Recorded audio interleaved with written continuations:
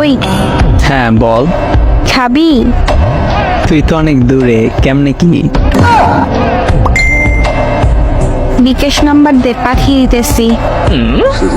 কোন খাবারের কথা বলতেছো? নাইস। বিকাশে কেমনে? আরে আজ আম্মু গরুর দুধ জাল দিচ্ছে, আমি তো খাই না, তাই তোরে টাকা পাঠাইতেছে, তুই কিনে খাবি। ও, তুই গরুর দুধের কথা বলছো? কেন? আমি আরো ভাবছি কিছু না।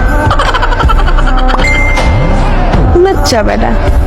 এখন সব দোষ আমার। তো কার? নিজেই তো বলছো খাবি। সব নেগেটিভ ভাবো তো আমার কি দোষ? এইভাবে বললে কেউ বুঝবে না গরুর দুধ খাওয়ার জন্য বলছো। সবাই ওইটাই বুঝবে যেটা তুই বুঝছো।